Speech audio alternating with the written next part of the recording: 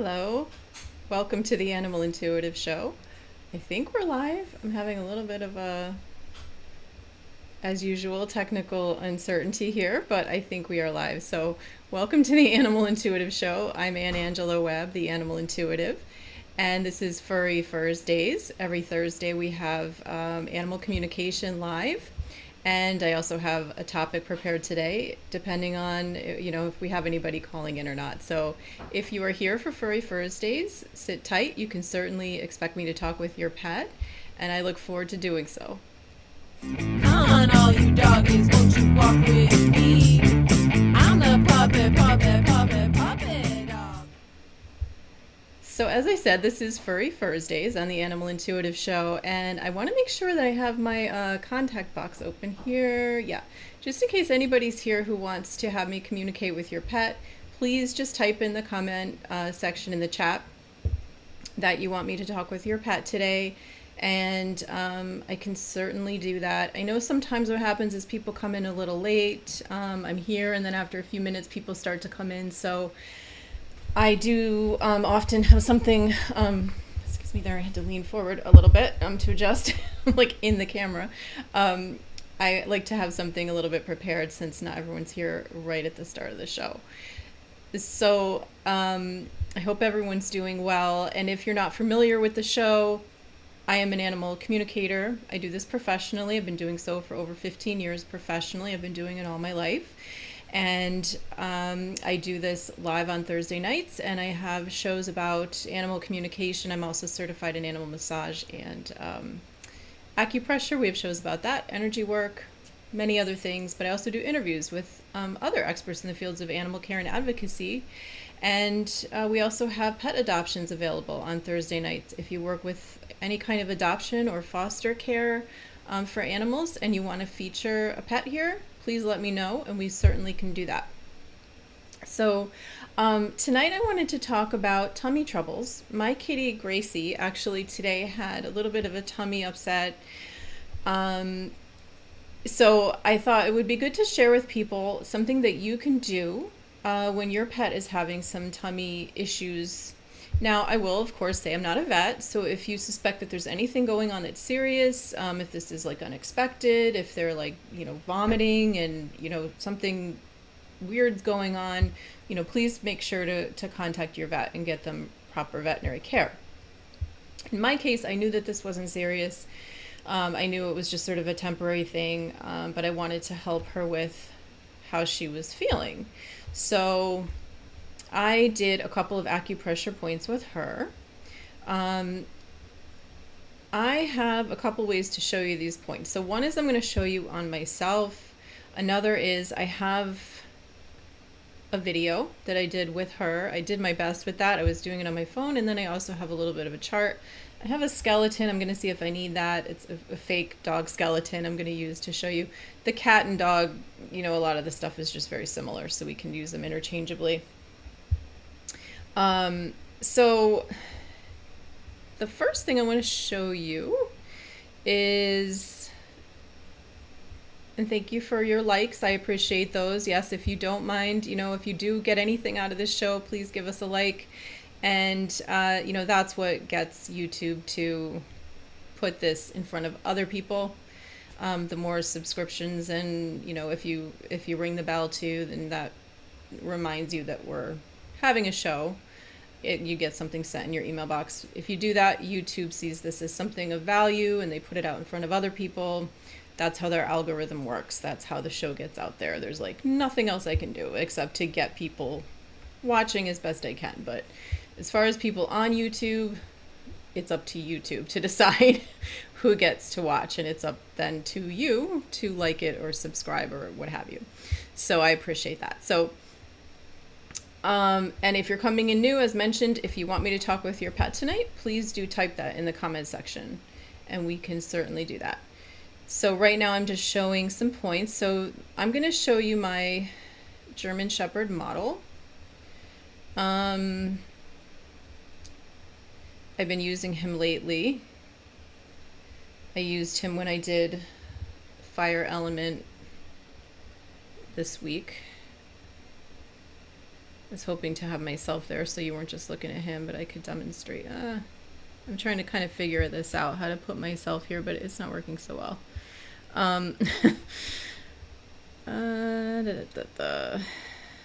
Let's see if this works. Okay, well, on the German Shepherd, I'm not sure if somebody could let me know, can you see the little hand by any chance? Can you see the little, like where I'm trying to point to? If somebody wouldn't mind typing that in the chat, I would really appreciate it.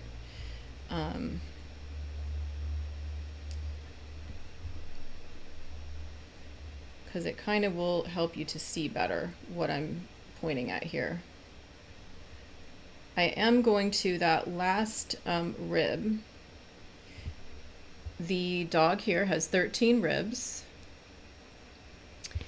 Excuse me.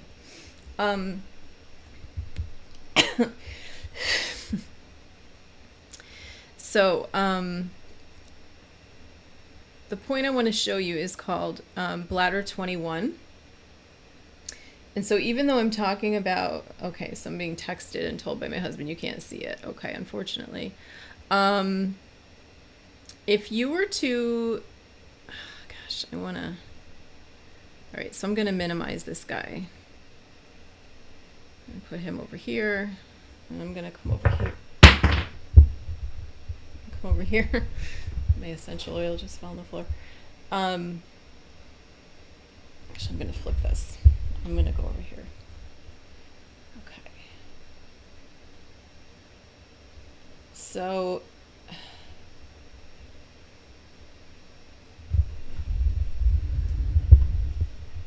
hi. Okay.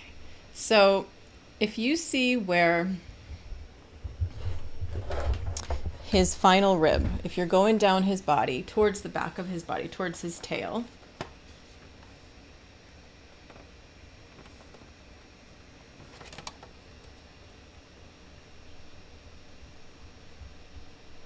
so I'll show you on this guy first. See, so this is his, doesn't quite fit so well in the camera, but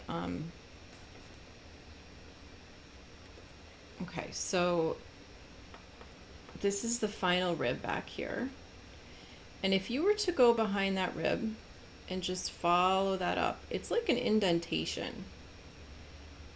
And it's pretty easy to find it on most animals. You hope you can find it, because if you can't find it, that means they might be a little chunky. So if you go behind that rib and you follow it all the way up, you're going to come to this point. And that is where bladder 21 is located, on either side of the spine. And this point is good for gastrointestinal issues. So what you can do is just press. Now, it's good to support the animal with the other hand. I can't really show you that while I'm holding this skeleton. But put your hand on one side of the animal. First, you might want to give him a nice pat down the spine, and you're actually stimulating. If you do this with some nice, like a little bit of pressure, a little bit of intention, you're actually hitting bladder meridian all along this spine, which is a great way to really support a lot of different acupressure points on the pet. Even if you don't know what they are, you're really hitting a lot of different points. So you're helping a lot of different organ systems of the body. They all connect to different meridians of the body. So as you go down here, so you're going to end up hitting the one for stomach here. And you just gently press. You do not have to hit hard at all. So you're putting a little bit of pressure here on one side, and you can do either side first. And it's nice to do one side at a time, just because you're going to want to see how your pet reacts to it. And if you do both sides, you don't really know what side they're reacting to. So they might not want you to do the right side for long, but they might want you to do the left side for longer. But if you're doing both sides, then you're going to take your hand away and you don't know, maybe they wanted you to do the left side a little bit longer. So do them separately. And so you just do that for like 30 to 60 seconds. Put a little pressure, and then you don't completely take your finger off, but you're going to put the pressure and kind of ease up a little bit and press again. Just kind of feel for it. Feel, go with your intuition. Just it's a slow kind of pulse. Sometimes I'll even do it in a little circle. Really encourage people to use your intuition. This is your pet, and just feel what, feels right for you. I go into more detail about how to do acupressure in some videos I've done in the past few weeks with fire element. For instance, that was, I think, last week. Just kind of go into more detail about grounding yourself and connecting them with your pet when you do this. A lot of times I find that it helps people when they're actually putting their hands on their pet and doing something like acupressure or massage intentionally. They'll pick up on information about their animal, even if they think that they don't know how to communicate with animals. I think that we all have that ability. It's just an inborn gift, and we just have to kind of tap into it and learn how to use it. But a lot of times things will come to people when they're intentionally doing some acupressure. So then after like 30 or 60 seconds, and even before then, you may even notice that your pet gives you a signal that they're done.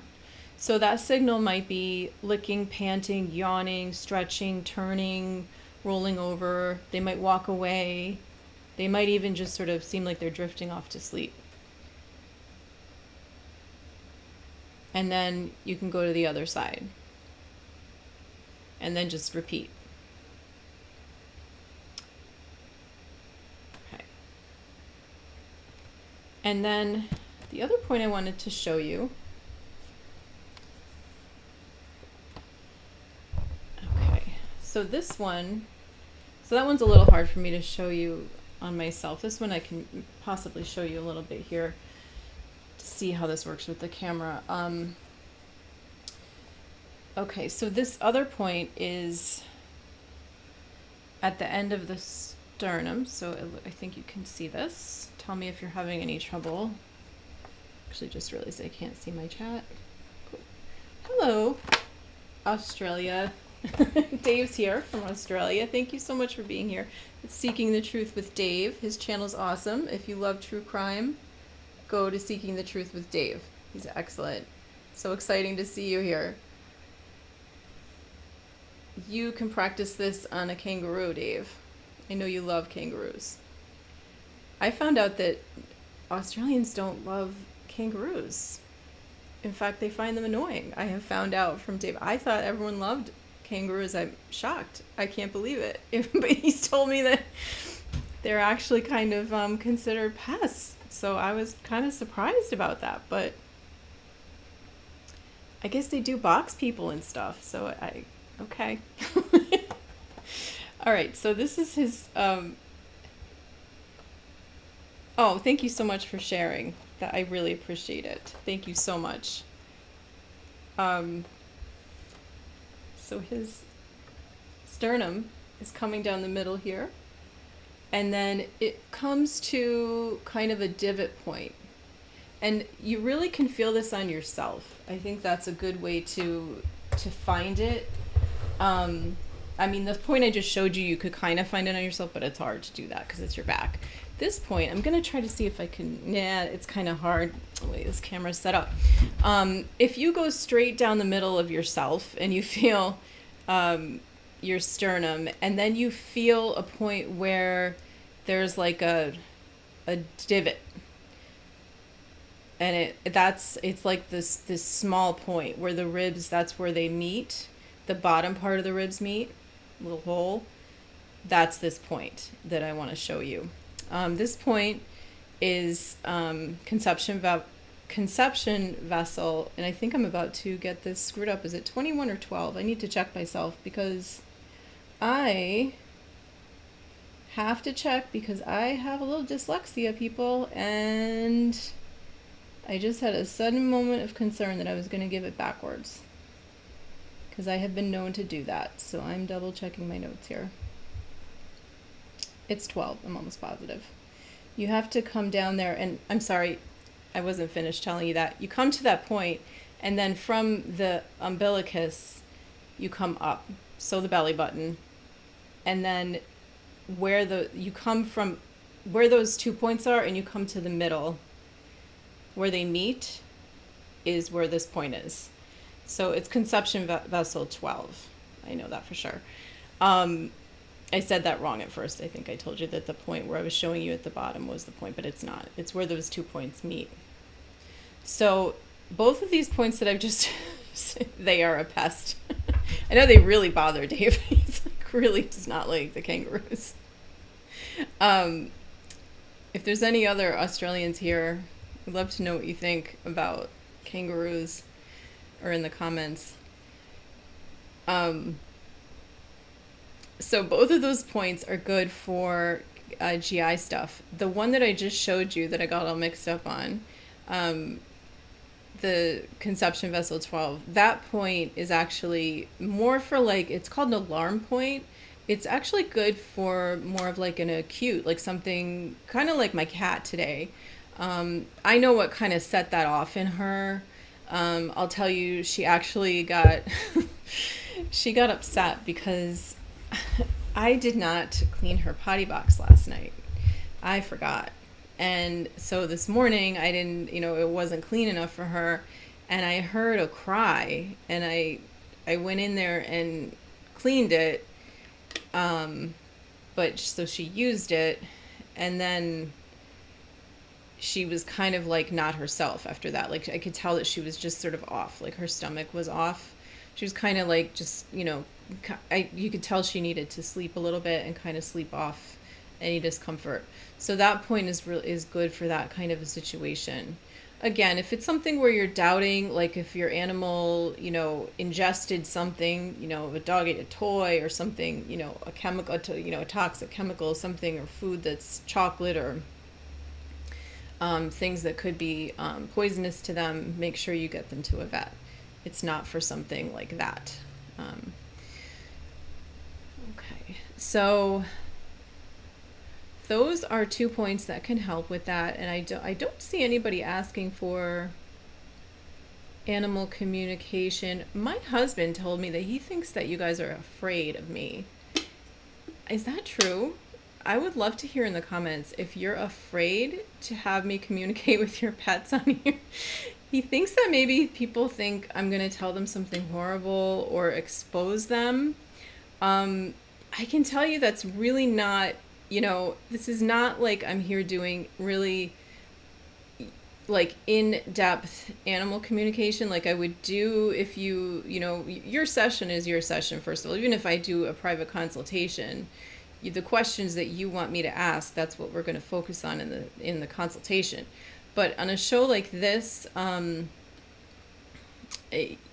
going to keep it relatively, lightish. We're going to ask, maybe if you don't have specific questions, we can ask them about their personality, or aspects of their personality that you maybe want to know about, things that they like that maybe you weren't aware of, things they don't like that maybe you're not aware of,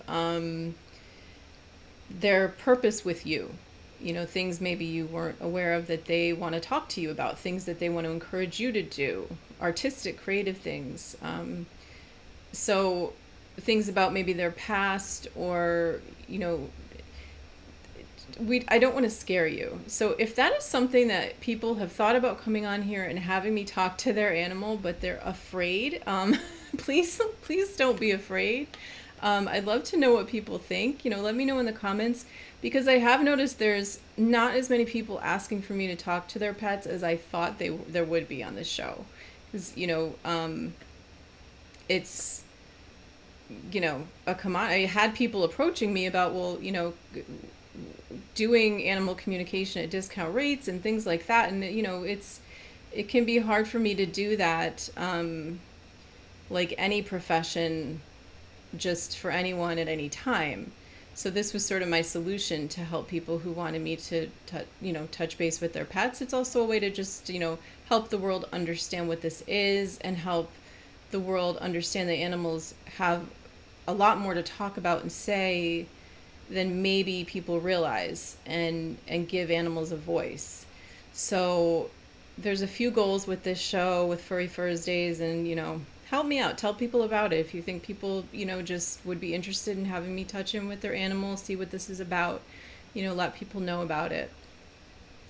So I appreciate those who are here. Let me know if you want to get in touch with me about being on the show next time. You can always email me at anna@intuitivetouchanimalcare.com, or about private animal communication consultations or anything else I do. And my website is intuitivetouchanimalcare.com.